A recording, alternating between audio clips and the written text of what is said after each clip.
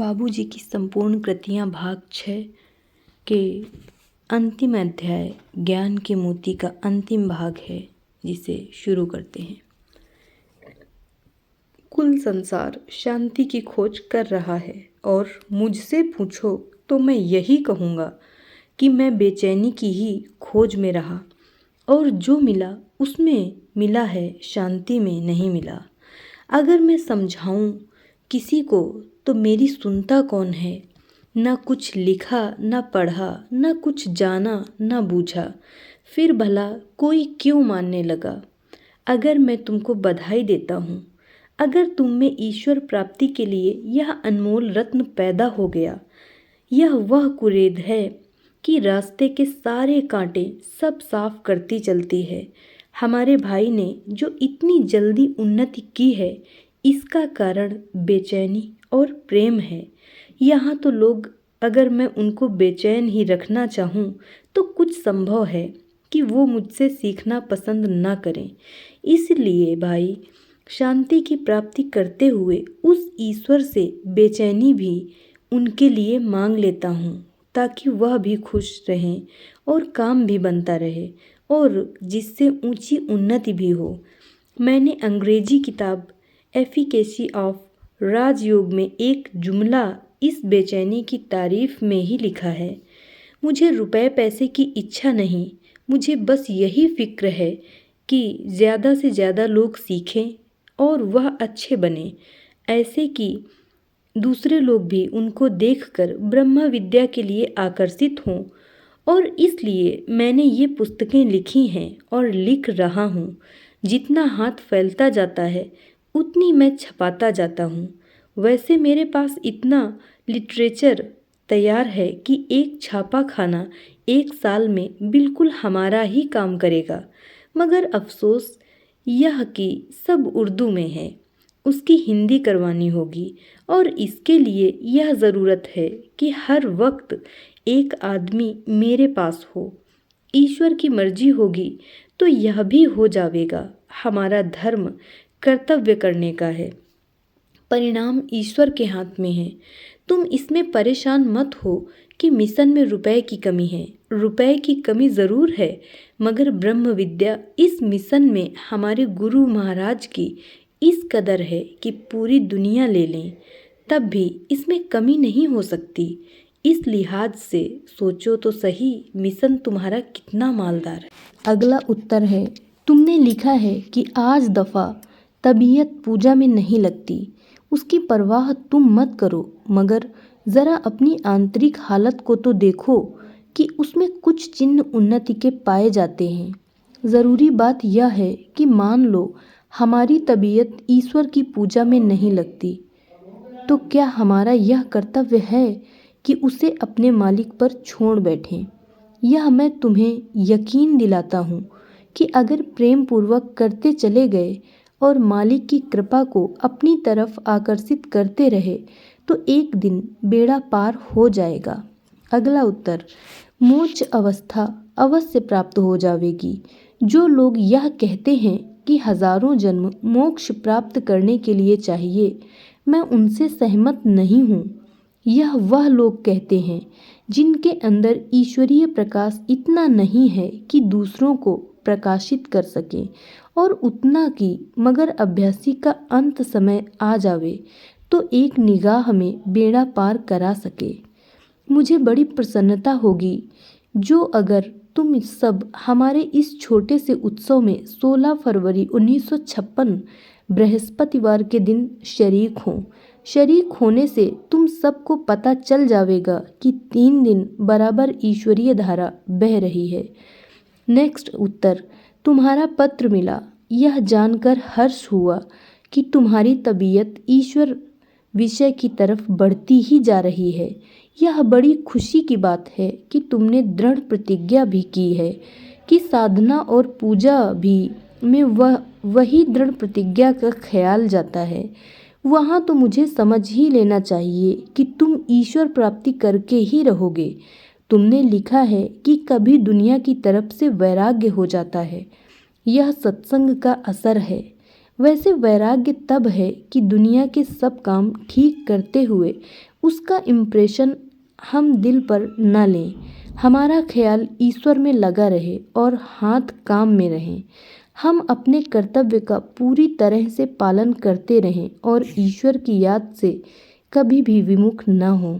अगला उत्तर है, प्रेम में आंसू निकलना इस बात का सूचक है कि आपको ईश्वर से लगाव शुरू हो गया है। और भाई, बेड़ा पार उसी वक्त होता है जब प्रेमी प्रियतम की याद में हर समय रहने लगे और उसकी याद करते करते यह चीज़ भी पैदा हो जाती है। मीरा का हाल आपने पढ़ा ही होगा कि उसने अपना सर्वस्व कृष्ण जी महाराज को न्यौछावर कर दिया था। प्रियतम कितनी दूर क्यों न हो, उसकी याद हमेशा रहने की वजह से वह निकट ही मालूम होता है। दुनिया अगर हम लोगों पर हंसती है तो हंसने दो, उनको इसका बोध नहीं, इसलिए वह ऐसा करते हैं। हमको उनके लिए भी प्रार्थना करनी चाहिए कि ईश्वर उनको सद्बुद्धि प्रदान करे। और कबीर साहब ने भी लिखा है, सब जग अंधा मैं किसे समझाऊं। अगला उत्तर है, यह पढ़कर खुशी हुई कि आप मिशन के काम में बिल्कुल शामिल हो गए हैं। जब यह बात है तो समझ लेना चाहिए कि यह मिशन भी आपका हो गया। यह कैसे हो सकता है कि आप ईश्वर को चाहें और वह आपको न चाहें। वैराग्य आपको उभारता रहता है, मगर वह अभी स्थायी नहीं है। यदि ईश्वर ने चाहा तो धीरे धीरे यह भी हो जाएगा। यह ऐसा है कि मिशन में रुपया न होने के कारण काम रुक जाता है, मगर काम तो कैसा ही देर सबेर घसीटता है और फिर देने वाला तो मौजूद ही है। और जब उसी पर निर्भर हैं तो फिर वह जब जैसी ज़रूरत समझेगा देता रहेगा। हम सबको तो यह चाहिए कि हम ऐसे बने और ऐसे व्यवहार हों कि लोग आकर्षित हों और हमें देखकर यह अनुमान कर लें कि यह संस्था बहुत अच्छी है, जिसका परिणाम यह है कि सब भले और नेक और ईश्वरीय हो गए हैं। इससे विचार बहुत अच्छा होगा। हमें ज़्यादा मेहनत करनी चाहिए ताकि ज़्यादा से ज़्यादा लोग लाभ उठा सकें। अगला उत्तर है, बड़े हर्ष की बात है कि आपके हृदय में मिशन की सेवा का ख्याल भरपूर है।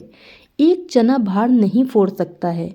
हम सब लोग परिश्रम करें कि इससे बहुत से लोग लाभ उठाएं। सोना जब तक जमीन के नीचे रहता है उसको कोई नहीं जानता। इसी तरह से जब तक मिशन की तालीम का पता दूसरों को न चलेगा तब तक उसकी अच्छाई का हाल लोग कैसे समझ सकेंगे। इसीलिए आप सब लोगों ने मिलकर पत्रिका भी आरंभ कर दी। अब कोशिश यह होनी चाहिए कि इसको लोग ज़्यादा से ज़्यादा पढ़ें और ग्राहक बने, ताकि उसके खर्चे से पत्रिका जो आप लोगों ने आरंभ की है चलती रहे। इसको तो किसी न किसी तरह से छाप ही लेगी। इसके आगे अगर ईश्वर ने मदद की और पैसे का इंतजाम हो सका तब निकाली जाएंगी। मैं तो यह चाहता हूँ कि दुनिया का काम करते हुए और सब तिजारत इत्यादि करते हुए ईश्वर का ख्याल बना रहे, और यह अभ्यास से हो सकता है। अगर हृदय में लगन मौजूद है तो समय मिल ही जाता है और हर काम करते हुए तबीयत इस तरफ ठहरी रहती है। अपने आप को ऐसा बनाना चाहिए कि लोग आकर्षित हों और इसी से मिशन में 4 चांद लग सकते हैं। अगला उत्तर है, आशीर्वाद। आपका खत पढ़कर मुझे हर्ष हुआ कि कुछ समय के लिए यह संसार का नक्शा रहा है और आपका मन ईश्वर के विचारों से भरा है।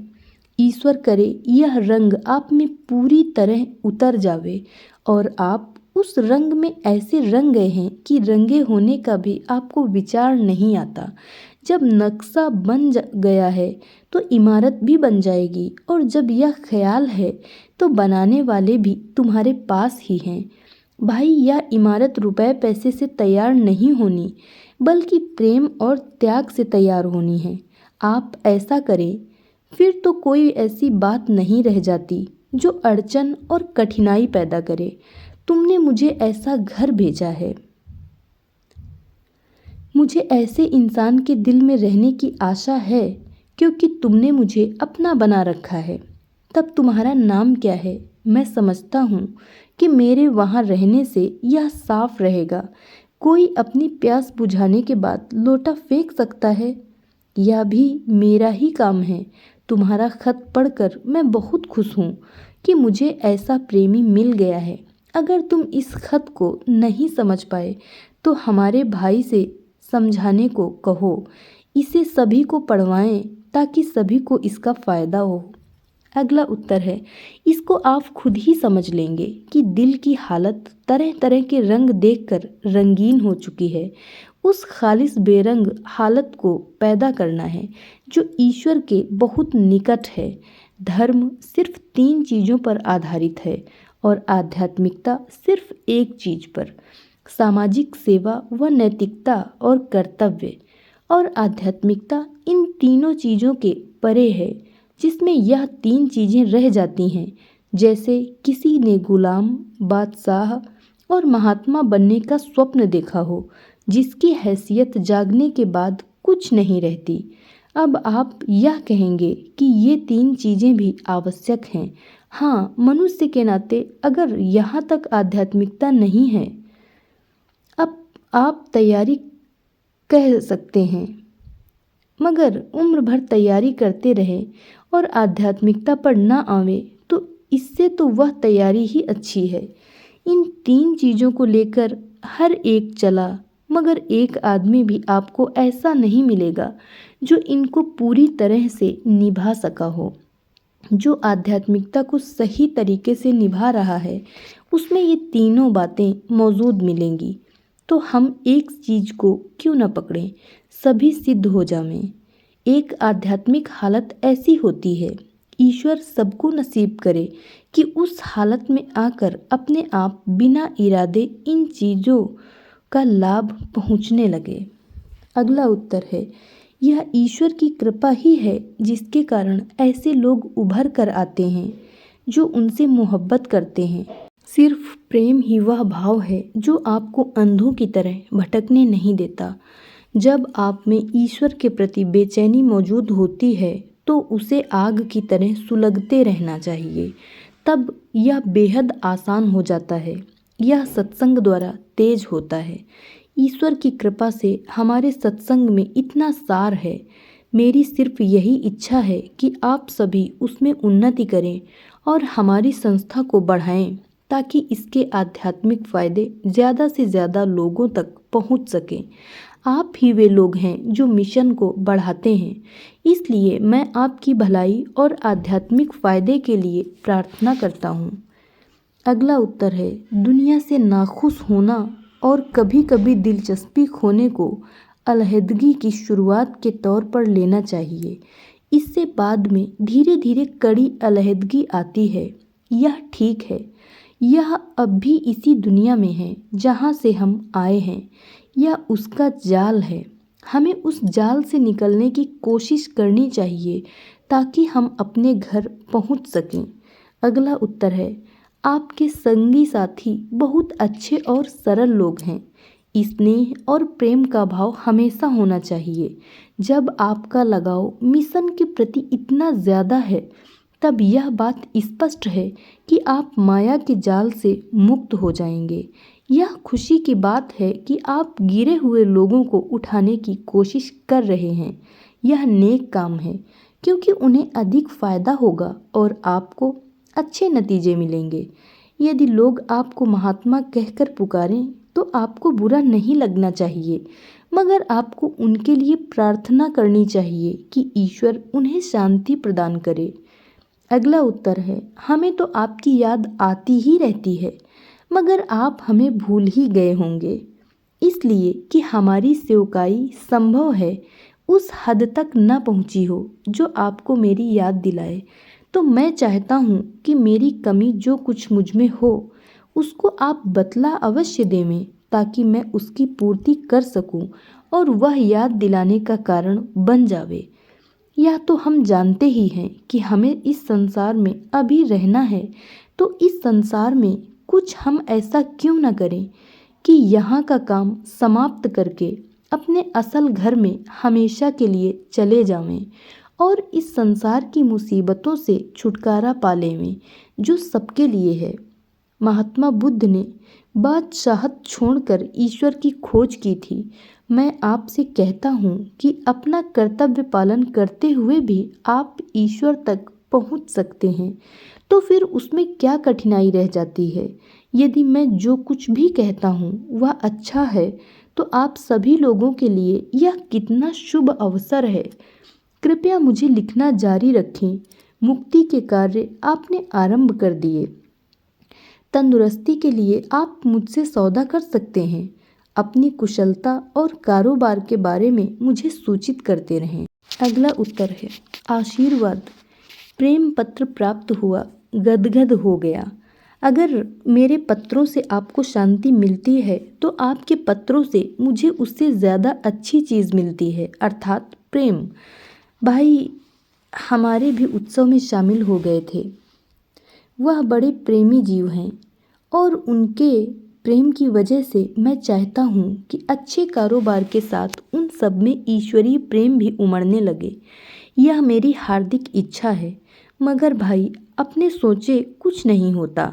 जब संस्कार उदय होते हैं और ईश्वर की इच्छा होती है तो उसके रास्ते निकल आते हैं। मैं कहता रहता हूँ मगर मेरी सुनता कौन है। पढ़ा होगा कि कृष्ण जी पर कोई माखन चोरी का इल्ज़ाम लगाता था। कोई समझता था कि यह धोखेबाज है और कुछ लोग उन्हें कुलहीन समझते थे।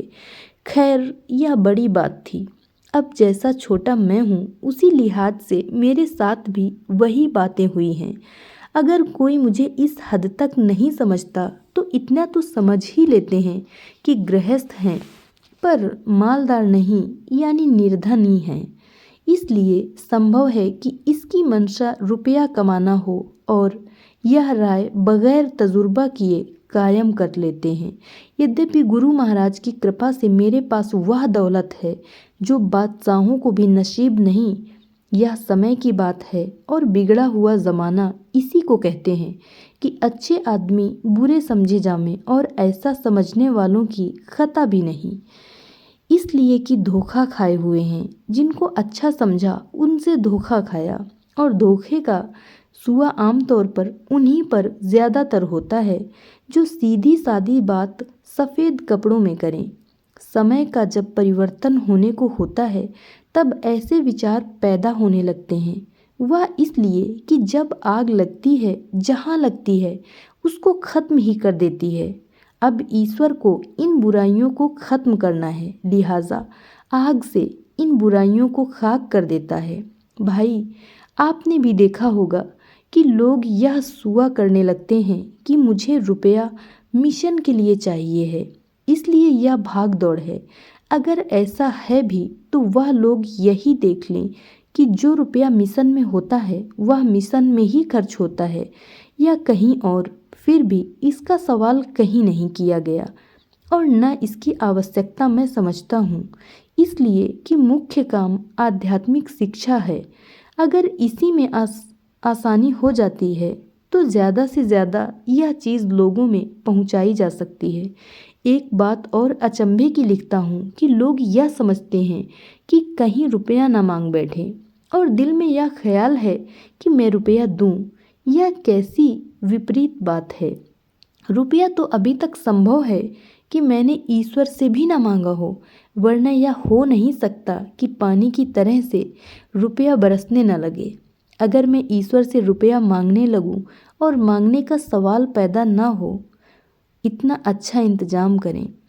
जगह बहुत दूर है, रास्ते की तकलीफ़ की मुझे परवाह है नहीं। परवाह इस बात की है कि आप लोगों को कष्ट उठाना ना पड़े। मैंने तो दौरे बहुत ही कम रखे हैं, इसलिए कि ये दौरे एक तरह की फ़िक्र पैदा कर देते हैं। वह यह कि रेल के भाड़े की फ़िक्र हो जाती है। फ़िक्र से जहाँ तक बच सके बचना चाहिए, मगर उसके साथ ही साथ एक फ़िक्र उससे ज़्यादा तेज़ यह लग जाती है कि जनता जो आध्यात्मिक लाभ उठाना चाहती है उसको जहाँ तक हो सके उसके दरवाजे पर जाकर देना चाहिए। अब आप यह बताएं कि दोनों फ़िक्रों में से हमें कौन सी रखनी चाहिए। हाँ, यह अपनी ड्यूटी है कि इस तरह से चलें कि आर्थिक दशा मिशन की सुधरने लगे और विचार फैलने लगे। इसलिए पत्रिका और पुस्तकें जारी की गईं। मिशन को आगे बढ़ाने के लिए यह आवश्यक है कि अच्छी पुस्तकें लिखी जाएं। सत्य का उदय खत्म हो चुकी है और उसकी मांग बहुत है और उसको भी छपवाना है। इसके लिए हम सबको इस इंतजाम से चलना चाहिए कि यह सब काम होते चलें। आपने यह बड़ा अच्छा शब्द लिखा है कि आप मिशन के हैं, तो आप मिशन के ही रहेंगे। विचारों में जो आपने लिखा है इसमें बहुत सी वजह है। सबसे पहली वजह अभ्यास की कमी और ईश्वर की याद में कम से कम खाली समय में होने की कमी। और भी वजह है जो कुछ न कुछ इस बड़ी शक्ति के होने के पश्चात भी होती है। उसकी वजह जब आप मिलेंगे तो मैं समझा दूंगा। ऐसे लिखने में बहुत पन्ने भरेंगे और शायद आप अच्छी तरह न समझ सकें। मैंने लाला जी साहब से भी यही शिकायत की थी, तो जो उन्होंने जवाब दिया वह ठीक है और वही बताऊंगा। दूसरी बात यह भी है कि पत्र व्यवहार 15-20 दिन में अपनी हालतों का अवश्य लिखना चाहिए। अब आपने जो कुछ भी लिखा है उसमें 10 दिन में अवश्य कमी होगी। अपनी हालत की सूची 15-20 दिन में लिखते रहें। समय कम हो तो कम से कम मुख्य 4 लाइनें ही लिख दो।